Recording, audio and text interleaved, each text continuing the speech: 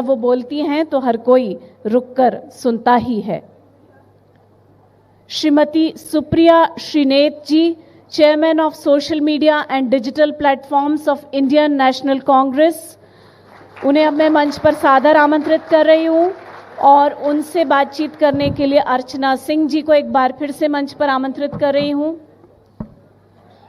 Supriya ma'am जब बोलती हैं तो उसे ध्यान देकर हर कोई सुनता है, तो इसलिए उनका स्वागत करते हुए कहना है कि इसलिए सब पे खौफ तारी है, अब तेरे बोलने की बारी है। तो सुप्रिया जी का इस मंच पर स्वागत करने के लिए मैं श्री विजय दर्डा जी, चेयरमैन लोकमत को आमंत्रित कर रही हूं। वे कृपया सुप्रिया जी का मंच पर स्वागत करें। जी।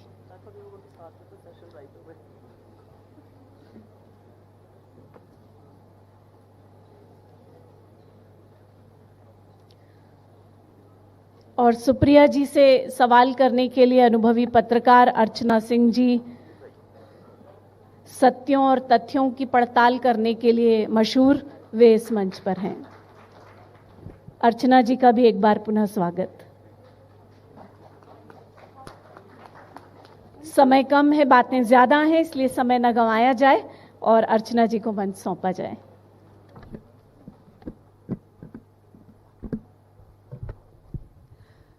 तो सुप्रिया श्रीनेत जी का तालियों की गड़गड़ाहट के साथ स्वागत बनता है, क्योंकि उसके बाद इनकी आवाज इस हॉल में गड़गड़ाएगी। सुप्रिया जी, इस देश में लोकतंत्र है, क्या लगता है आपको, कांग्रेस पार्टी को, कि लोकतंत्र है, लोकतंत्र खत्म हो रहा है या लोकतंत्र खत्म हो गया? कल रात को करीब 10:30 बजे मैंने एक खबर देखी, ट्विटर पे थी, रात को स्टॉक लेती हूँ, तो एक खबर देखी और उस खबर में था कि संभल में एक पत्रकार, उत्तर प्रदेश में, गुलाब देवी जी वहां की मंत्री हैं, उनसे सवाल पूछ रहा था, गुलाब देवी जी से। उसने सवाल थोड़ा तीखा पूछ लिया और उसके खिलाफ एफआईआर हुई और वो तुरंत गिरफ्तार हो गया। ये पहला वाकया नहीं है, भगवान उनकी आत्मा को शांति दे। मिर्जापुर के पत्रकार थे पवन जी, उन्होंने बताया मिर्जापुर में बच्चों को नमक रोटी मिल रही है, उनके खिलाफ देशद्रोह का मुकदमा दर्ज हो गया। सुप्रिया शर्मा नाम की बड़ी गंभीर पत्रकार हैं, उन्होंने बताया वाराणसी में मुसहर घास खा रहे कम्युनिटी है, उन पर देशद्रोह का मुकदमा दर्ज हो गया। कोरोना काल में पीपीई किट का घोटाले पर एक पत्रकार ने स्टोरी करी, उत्तर प्रदेश में घोटाले की जांच नहीं हुई, पत्रकार पर देशद्रोह का मुकदमा दर्ज हो गया। देवरिया, जहां से मैं आती हूं, महाराजगंज बगल का जिला है देवरिया, वहां पर एक छोटी सी बच्ची, उसकी मां एडमिट थी कोरोना काल में, उससे पोछा लगवाया जा रहा था अस्पताल में। एक पत्रकार ने इस पर खबर कर दी, उस पत्रकार को जेल हो गई, वहां के प्रशासन के खिलाफ कोई कार्रवाई नहीं हुई। आपको लगता है यह जीवित लोकतंत्र की निशानी है? और एक छोटी सी बात और कहती हूं, भारत जैसा विशाल और भारत जैसा लोकतंत्र की जननी, और यहां पे क्योंकि ज्यादातर युवा बैठे हैं और युवाओं के अंदर एक जज्बा होता है बहस करने का, मुद्दों को उठाने का, 21 साल की एक क्लाइमेट एक्टिविस्ट लड़की है जिसका नाम है दिशा रवि। एक दिशा रवि नाम की 21 साल की लड़की से इस देश का तंत्र, इस देश की सरकार डरती है और उसको जेल में डाल देती है, और फिर कोई तथ्य नहीं है, कोई साक्ष्य नहीं है आपके सामने, और आपको मुंह की खानी पड़ती है कोर्ट में। आप रिहाना को लोकतंत्र का दुश्मन समझते हैं, आप ग्रेटा थनबर्ग से डरते हैं, आप बीबीसी से डरते हैं, आप न्यूज क्लिक से डरते हैं। आपको लगता है ये सशक्त और जीवित लोकतंत्र की निशानी है? मेरे हिसाब से तो नहीं है। और एक बात छोटी सी और कहूंगी, अगर लोकतंत्र जीवित होता तो सदन में सत्ता पक्ष सदन की कार्रवाई रोकने का काम ना कर रहा होता।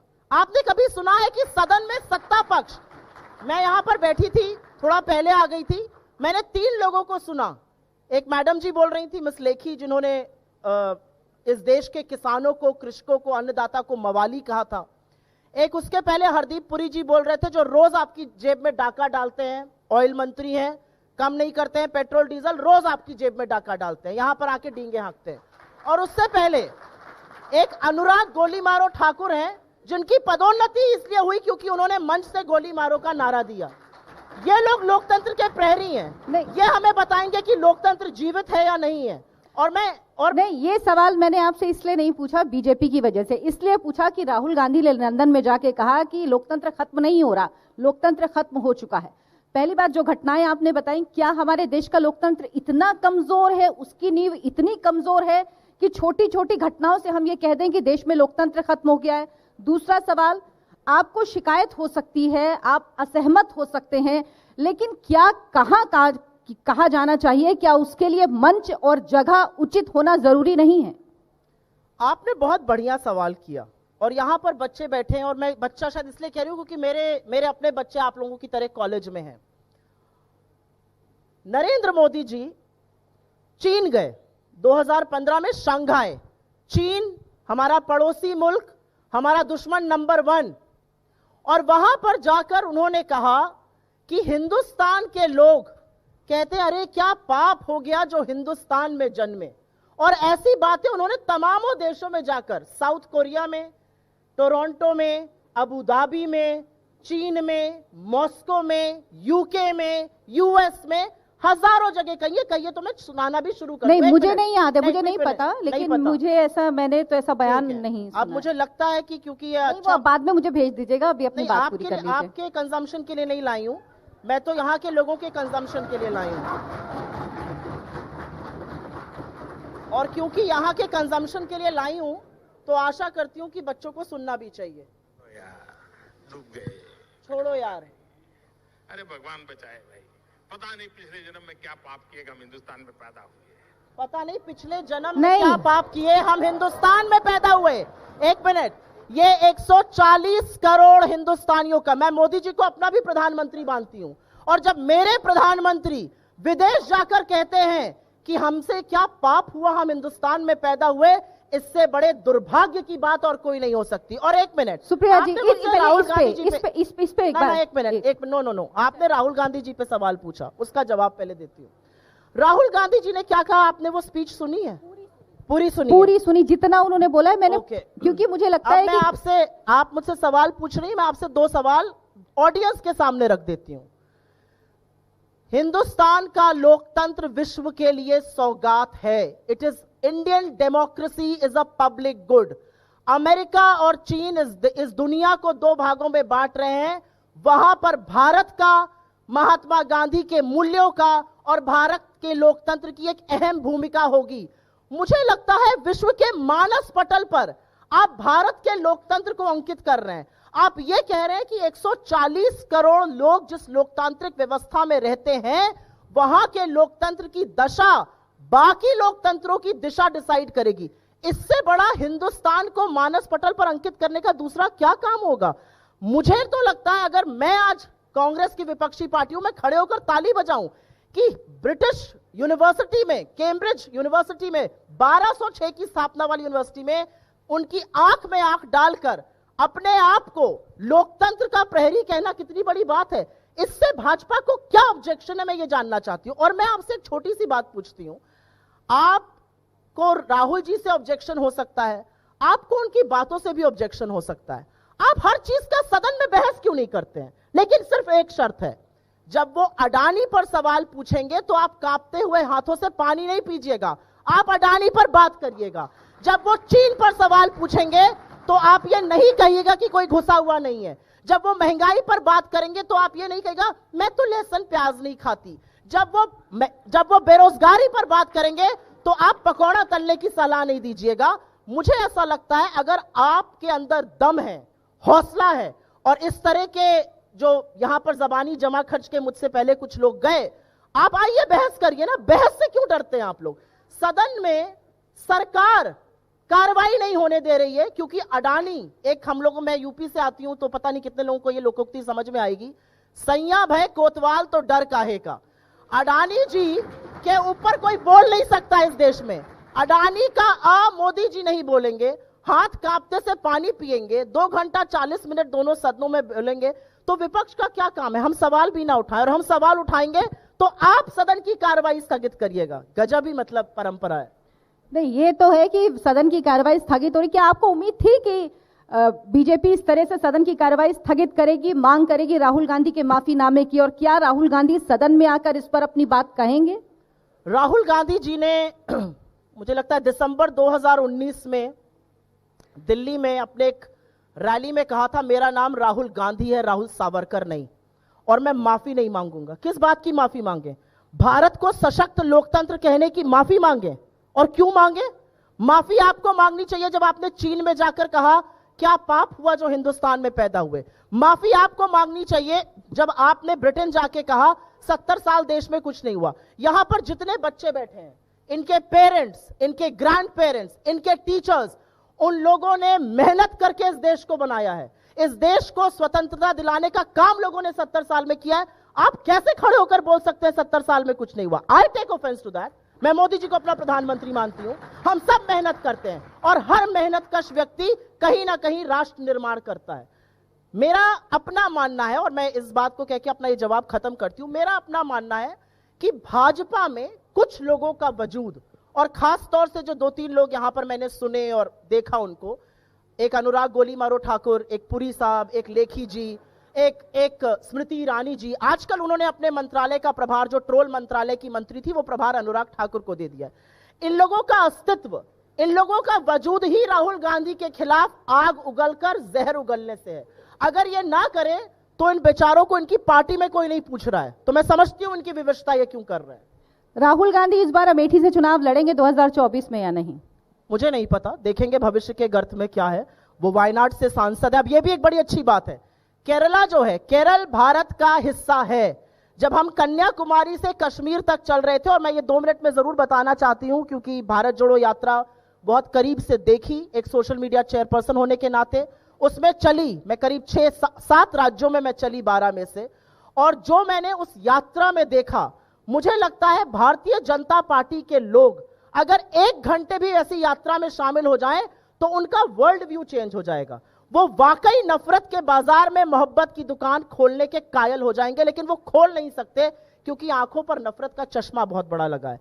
वो कहते हैं राहुल जी केरल इस देश का पार्ट नहीं है, तमिलनाडु इस देश का पार्ट नहीं है, आंध्रा इस देश का पार्ट नहीं है, तेलंगाना इस देश का पार्ट नहीं है। जहां पर आप नहीं है वो सारी जगह गलत है। हम करें तो लीला और तुम करो तो पाप, ये नहीं चल सकता है। आप विदेश जाकर जहर उगलिए तो आप प्रधानमंत्री हैं, दूसरा व्यक्ति भारत के सशक्त लोकतंत्र की दाद दे रहा है, वो गलत कर रहा है। मतलब ये तो नया पैमाना एक पब्लिक लाइफ में बनाया जा रहा है। सुप्रिया जी, राहुल गांधी की भारत जोड़ो यात्रा का मकसद क्या था? उन्होंने पूरी यात्रा में कहा मैं तपस्वी हूं, तपस्या कर रहा हूं। कांग्रेस पार्टी राजनीतिक पार्टी है, राजनीतिक पार्टी अगर कुछ बदलाव चाहती तो उसे सत्ता में आना होगा, लेकिन ऐसा व्यवहार लगा जैसे एक एनजीओ की तरह व्यवहार कर रहे हों। पता नहीं आपको ऐसा लगा होगा, मैं तो उस यात्रा में शामिल थी, मुझे तो बहुत आइडियोलॉजिकल कमिटमेंट एक लगा। नहीं, राहुल गांधी ने जो बात कही मैं वो कह रही हूं आपसे। बिल्कुल तपस्या थी। मुझे लगता है इस देश के 4000 किलोमीटर 5 महीने में पैदल चलना और रोज 25 से 28 किलोमीटर चलना कोई आम बात नहीं है। मुझे लगता है कि ये आजाद हिंदुस्तान में नहीं, इस विश्व में इससे बड़ा मास कांटेक्ट प्रोग्राम दूसरा कोई नहीं था। जो लोग ये सवाल पूछते हैं कि इसका राजनीतिक लाभ क्या होगा, राजनीति क्या है? राजनीति यही तो है कि आप लोगों के पास जाएंगे, उनसे अपनी बात कहेंगे। और एक ये भी सच है कि आज की तारीख में विपक्ष की राजनीति करना बड़ा मुश्किल है। और मैं धन्यवाद देना चाहती हूं लोकमत जैसे ग्रुप्स का, लोकमत जैसे प्लेटफॉर्म्स का, जो हम लोगों को यहां बुलाकर हम लोगों को अपनी बात करने का मौका दे रहे हैं। मैं रोज टेलीविजन डिबेट में जाती हूं और इस टीवी डिबेट में मैं भाजपा के प्रवक्ता, जो ऑफिशियल प्रवक्ता है उससे, उसके अलावा जो आरएसएस का प्रवक्ता, जो पॉलिटिकल एनालिस्ट बनकर, रक्षा विशेषज्ञ बनकर, फाइनेंशियल एनालिस्ट बनकर, कभी मार्केट एक्सपर्ट बन के बैठा रहता है उससे, और उन सबसे ज्यादा लॉयल उस टेलीविजन एंकर से हम भिड़ते हैं जो भारतीय जनता पार्टी का सबसे बड़ा चरण चुंबक है। तो जब देश का मीडिया, विपक्ष का सच, जब देश का मीडिया महंगाई पर, बेरोजगारी पर, आर्थिक असमानता पर, अपने खुद के साथियों के खिलाफ जो हो रहा है जब नहीं लिखता है, तो हम लोग के पास जाते हैं। और मुझे लगता है कि भारत जोड़ो यात्रा की सबसे बड़ी सफलता यह रही कि लोग, जो लाखों करोड़ों लोग, और ये किराए की भीड़ नहीं थी, ये वो स्टेडियम नहीं था जहां पर अभी मैच हुआ और 80% टिकट भारतीय जनता पार्टी खरीद कर बैठी हुई थी और मोदी मोदी हो रहा था, ये वो स्टेडियम नहीं था। यहां पर लोग अपने आप आते थे और लोगों ने आकर 2 बातें विशुद्ध रूप से कही। लोगों ने कहा 9 साल से हम एक आदमी के मन की बात सुनकर तंग आ चुके हैं, हमारी बात सुनी जाए। और दूसरा लोगों ने, और स्पेशली आप जैसे यंग लोगों ने महंगाई और बेरोजगारी पर जो बातें कही, वो एक्चुअली किसी सरकार की आंख खोल सकती है। कल आया है इन्फ्लेशन का डेटा, 1 साल से ऊपर हो गया इन्फ्लेशन का डेटा, 6% से ऊपर है। 6% आरबीआई को मेंटेन करना है, ये संसद ने कानून बनाया है, कोई खबर नहीं है। आप बात करिए महंगाई की, मैं लहसुन प्याज नहीं खाती, मैं ऐसे परिवार से नहीं आती, ये चलाने का शासन ढंग है। आप चीन की बात करिए, 20 जाबाजों की शहादत हुई है। मैं आपसे पूछती हूं, मेरे परिवार के लोग सेना में हैं और उन्होंने शहादत दी है। 20 जाबाजों की गलवान में शहादत होती है और हमारे देश के चुने हुए प्रधानमंत्री और चीन की आर्मी एक ही बात कहते हैं, कोई घुसा हुआ नहीं है। और आप चीन से पिछले 3 साल से लगातार ट्रेड बढ़ाते जा रहे हैं और आज चीन आपका सबसे बड़ा ट्रेडिंग पार्टनर है। $100 बिलियन का ट्रेड डेफिसिट है। आपको लगता है ये सरकार के काम होने चाहिए? क्या आंख में धूल झोंक रहे हैं? 20 ऐप बैन करके लोगों कहते हैं हमने ऐप बैन कर दी, लेकिन जब लाल आंख दिखाने का वक्त था तो लाल शर्ट पहनकर लाल कालीन बिछाने का काम करते हैं मोदी जी। ये उनकी असलियत है। सुप्रिया जी, आपने कहा, जो क्लिप आपने दिखाई पहले यहां पे, क्योंकि बच्चे बैठे हुए हैं इसलिए इस बात को क्लैरिफाई, आप भी मीडिया से हैं, मैं भी मीडिया से हूं। अगर किसी चीज की 10 सेकंड की 15 सेकंड की क्लिप दिखाई जाए, आगे पीछे का नहीं हो, तो अर्थ का अनर्थ होता है। ये आप भी जानती हैं, आप मीडिया में रही हैं, तो इसीलिए इस बात को हमें ध्यान में रखना होगा, क्योंकि बिना कॉन्टेक्स्ट के कोई भी बात सही नहीं होती। दूसरी बात ये, आज के समय पे मीडिया पे हमला करना, एंकर्स पे हमला करना, पत्रकारों पे हमला करना, और ये हमेशा का चलन है। जिसकी तरफ से नहीं बोलो वही सुनाता है, वही कहता है कि आप तो उनसे बिके हुए हैं, पता नहीं कौन कौन खरीदता, आज तक यही पता नहीं लग पाया। ये बताइए, राहुल गांधी अर्चना जी, आपने कितने साल मीडिया में काम किया? 22 साल। अभी भी हूं पत्रकार, और हमेशा पत्रकार होता है, कभी भूतपूर्व नहीं होता।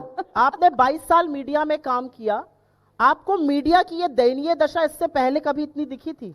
लोगों से पूछ लेते हैं। नहीं, हमेशा से है, हमेशा से, मीडिया बिल्कुल हमेशा से है। मैं इस बात को मानती हूं कि पहले ऐसा नहीं था, कि पहले चीजें बहुत फेयर थी, चीजें ऐसी थी, लेकिन अभी आप लोग आरोप बहुत लगाते हैं, उतना होता नहीं है। सबको कह देंगे बिके हुए हैं। मैं जानती हूं, मैंने और बड़े रेप्यूटेड चैनल पे काम किया, जिस उस चैनल पे भी आरोप लगते हैं। हम एज एन एंकर जब उस चेयर पे बैठते थे, हमें कभी नहीं कहा गया कि आप इससे सवाल नहीं पूछेंगे, इससे ये बात नहीं कहेंगे, इसके संग ये नहीं कहेंगे। कभी ये डायरेक्शन मुझे नहीं मिला, ये मैं अपना पर्सनल एक्सपीरियंस आप लोग यहाँ पर बैठे हैं और मैं आपके ऊपर कोई व्यक्तिगत आक्षेप नहीं लगाऊंगी, आप बहुत अच्छी पत्रकार रही होंगी। सॉरी, मैंने आपका बॉडी ऑफ वर्क नहीं देखा है।